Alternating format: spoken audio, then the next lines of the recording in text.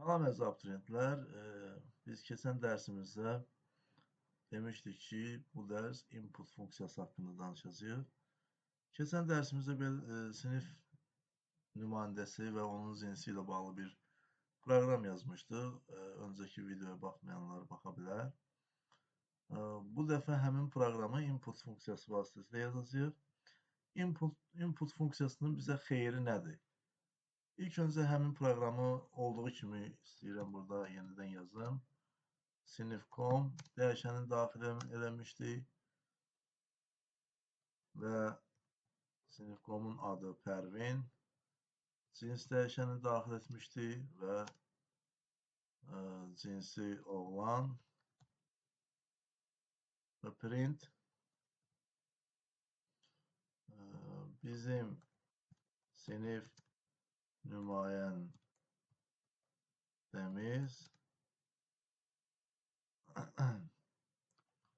sinif.com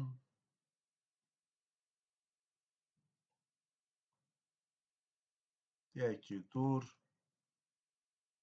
və o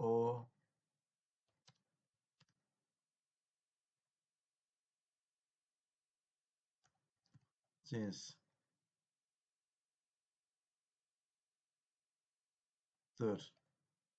Yəni oğlandır. Və bunu icra edirik. Bu şəkildə idi proqram. Və bunu icra edirik.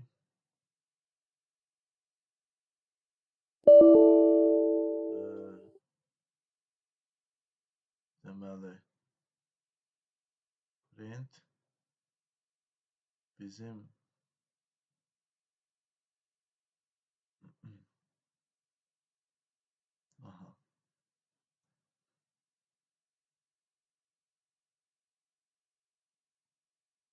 niyə bu səhv çıxır?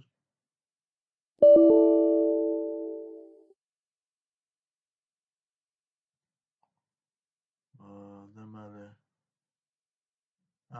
mötərizəni bağlamamışıq. Ona görə səhv çıxır.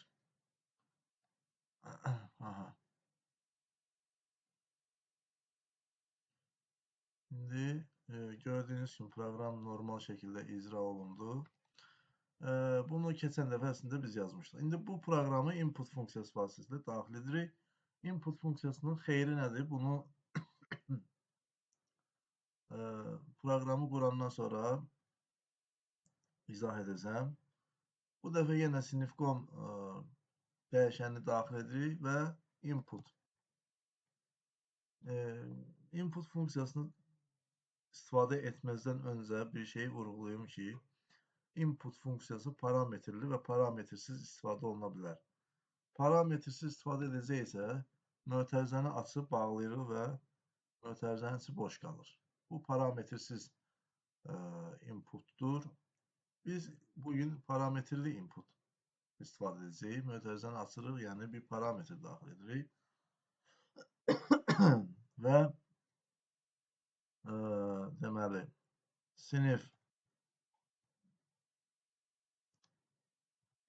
nümayəndəsinin adını daxil et. Yazırıq. Təbii ki, input funksiyasının parametri string tipdir və onu mütləq dırnaq işarəsi daxilində yazmalıyıq. Cins dəyişənini də daxil edirik. Input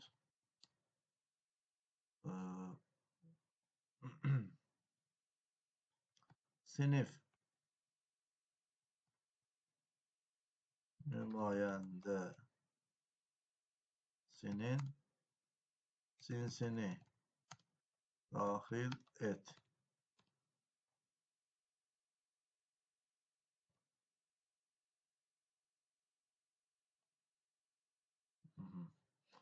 Sinif nümayəndəsinin cinsini daxil et və print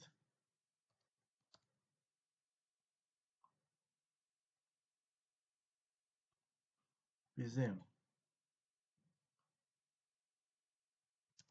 sinif nümayəndəmiz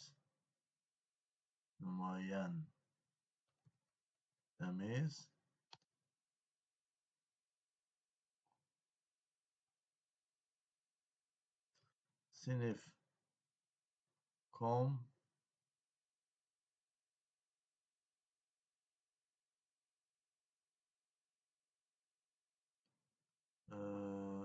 deməli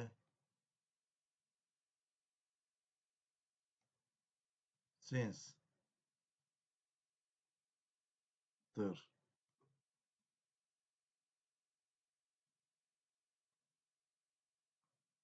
Bizim sinif nümayəndəmiz sinif.com cinsdir. Və bu öncəki proqrama oxşayır. Sadəcə burada input funksiyasından istifadə etmişik. İndi nəyə görə istifadə etmişik? Onu icra edəndən sonra deyəcəm. Proqramı icra edirik və gördüyünüz kimi proqram icra olunandan sonra burada kursor yanıb sönür. Yəni biz bura bir məlumat daxil etməliyik. Hansı məlumat daxil etməliyik? Baxın, elə burada yazılıb. Sinif nümayəndəsinin adını daxil edin. Sinif nümayəndəsinin adını daxil edirəm. Pərvin. Öncəki proqramda kodu yazarkən biz bu adı daxil etmişdik. Burada isə proqramı icra edəndən sonra bizdən ad tələb edir. Biz onu klaviaturadan daxil edirik. Pərvin və enter vururuq. Sinif nümayəndəsinin cinsini daxil et, oğlan. Və bundan sonra enter vururuq və məlumat ekrana çıxır. Bizim sinif nümayəndəmiz Pərvin oğlandır. Bildiyiniz kimi Pərvin qız adı da var, oğlan adı var. Məhz ona görə Pərvin seçmişəm ki, yəni cümlənin bir mənası olsun. Bizim sinif nümayəndəmiz Pərvin oğlandır. İndi input funksiyasının mənası nə oldu? Niyə görə istifadə olunur input funksiyası? İndi təsəvvür edin ki, bundan öncəki proqram, burada inputsuz istifadə etdiyimiz proqram. Yazmışdım sinif.com Pərvin cins oğlan. Yəni bu bir dəfə istifadə olunan, belə deyək, bir nəfər üçün, bir istifadəçi üçün öz məlumatlarını, öz sinifinin məlumatlarını daxil etməyə imkan verir. Yeni bir istifadəçi və yaxud yeni başqa bir sinifdən bir şagird gəlsə, gərək o da yenidən oturub həmin kodu təkrar yaza. O da öz sinif nümayəndəsini o cür, yəni öz sinif nümayəndəsi və onun cinsi haqqında məlumatı o cür təqdim edə. Amma input funksiyası ilə kod bir dəfə yazılır, yalnız bir dəfə yazılır. Və bundan sonra eyni kodla bütün siniflərin şagirdləri öz sinif nümayəndələri haqqında məlumatı, yəni bir də gəlib təzədən kod yazmağa ehtiyac yoxdur. Sadəcə gəlib F5 düyməsindən istifadə edərək öz sinif nümayəndələrinin adını və cinsini klaviaturadan daxil etməklə onun haqqında məlumatı ekrana çıxara bilərlər. Yəni input funksiyasının xeyri budur, mənası budur. Yəni kod bir dəfə yazılır. Öncəki kodu gərək hər dəfə, hər istifadəçi gəlib hər dəfə yazmalı idi. Burada isə kod bir dəfə yazılır və bütün istifadəçilər sanki bu bir proqram kimi qurulur. Bütün istifadəçilər sadəcə klaviaturadan sinif nümayəndəsinin adını daxil edir və cinsini daxil edir və onun haqqında məlumatı ekrana çıxarır. Məsələn, indi bayaq deyək ki, 11B sinifindən olan hər hansı bir şagird idi, gəlib icra etdi və sinif nümayəndəsinin Pərvin olduğunu və onun oğlan olduğunu ekrana çıxardı. Deyək ki, 11C sinifindən bir nəfər gəlir və bu bir də gəlib burada təzədən kod yazmaq məcburiyyətində deyil. Sadəcə klaviaturadan F5 düyməsini sıxır və yenidən bu məlumatları ondan tələb edir və bu dəfə bu 11C sinifində oxuyur. Deyək ki, bunların sinif nümayəndəsinin adı Nahiddir. Klaviaturadan sinif nümayəndəsinin adını daxil edir, Nahid. Sinif nümayəndəsinin cinsini daxil et, oğlan. Deyək ki, və bizim sinif nümayəndəmiz Nahid oğlandır. Məlumatını ekrana çıxarır. Və yaxud 9A sinifindən bir nəfər şagird gəlir, təzədən F5 düyməsini vurur və yenidən bu dəfə bu 9C sinifinin nümayəndəsidir. Yəni 9C sinifin şagirdi, henüz başqa bir sinifin şagirdidir. Deyək ki, bunların da sinifinin nümayəndəsi Arzu adı, yəni adı Arzudur. Yazır Arzu, klaviaturadan Arzu adını daxil edir.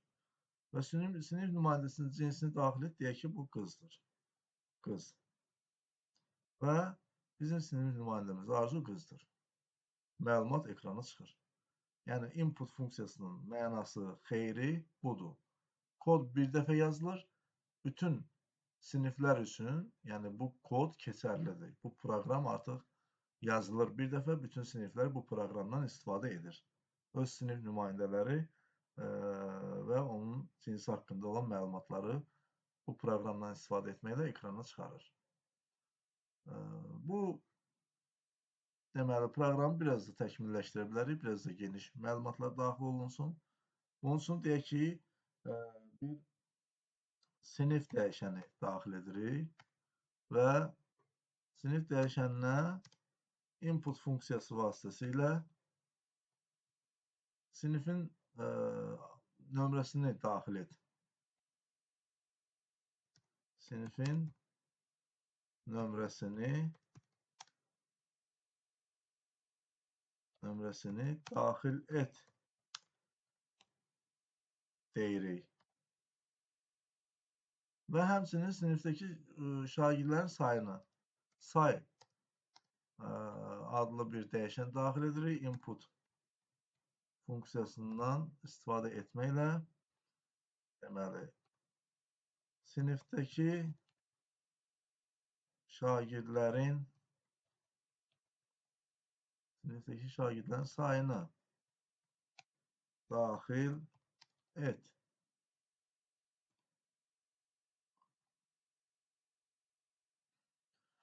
Və bundan sonra sinif qan və cins deməli, parametrləri, dəyişənləri eyni qalır. Sadəcə print funksiyasını bir dənə də artırırıq. Bir dənə də print funksiyası artırırıq və bura yazırıq. Deməli, deyək ki,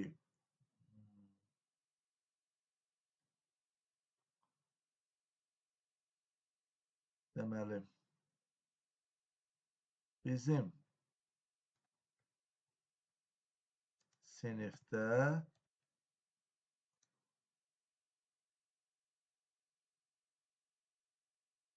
say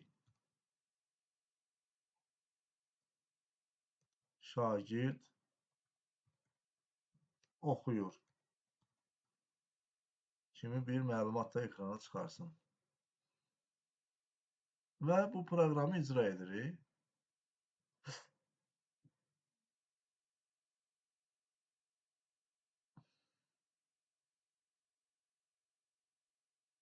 Bir dəqiqə kodları yaxından göstəreyim belə. Gördüyünüz kimi. Və proqramı icra etdikdən sonra bizdən tələb olunan məlumatları klaviaturadan daxil etməliyik.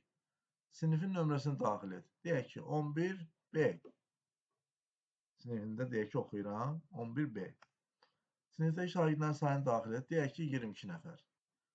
Sinif nümayəndəsinin adını daxil et. Deyək ki, Pərvin. Sinif nümayəndəsinin cinsini daxil et. Oğlan. Və nəhayət məlumat ekrana çıxır. Bizim sinifdə 22 şagird oxuyur. Bizim sinif nümayəndəmiz Pərvin oğlandır. Bunu biraz da təkmil formada yaza bilərik. Sinifin nömrəsini də göstərsin. Bizim sinif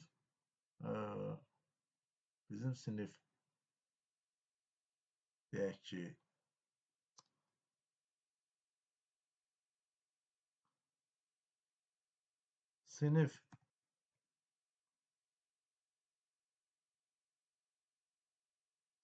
bizim sinif deyək ki, 11B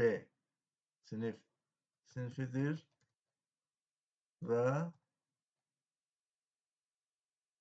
bu sinifdə say şagird oxuyur. Kodu bu cür yazırıq və burada necə bir məlumat çıxacaq? Bizim sinif 11B və yaxud 10B və yaxud 10C sinifidir və bu sinifdə filan şagird oxuyur. Filan sayda şagird oxuyur. İndi kodu icra edək təzədən və məlumatlar daxil edilməlidir klaviaturadan. Sinifin nömrəsini daxil et. Deyək ki, 9A sinifi. Sinifdəki şagirdlərin sayını daxil et. Deyək ki, 20 nəfər.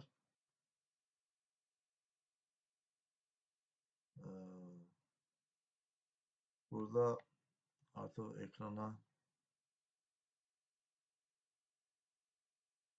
sığışmır. Aha. Sinif nümayəndəsinin adını daxil et. Yazırıq, deyək ki, bu sinif nümayəndəsinin adı deyək ki, Arzudur. Və sinif nümayəndəsinin cinsini daxil et. Deyək ki, bu qızdır. Və nəhayət, bizim sinif 9A sinifidir və bu sinifdə 20 şagird oxuyur. Bizim sinif nümayəndəmiz Arzu qızdır. Yəni, bu proqram artıq bütün siniflər üçün, bütün siniflərdə olan şagirdlər üçün keçərlidir. Yəni, hər bir şagird gəlib klaviaturadan sadəcə bu məlumatları, tələb olunan bu məlumatları daxil edir və öz sinifləri haqqında məlumatı ekrana çıxara bilirlər. Yəni, burada kod bir dəfə yazılacaq artıq input funksiyasının sayəsində. Kod yalnız bir dəfə yazılır. Bir dəfə bu kod yazılır, yəni bu proqram qurulur bir dəfə və bundan hər kəs istifadə edir. Bu daha əlverişli deməli üsuldur.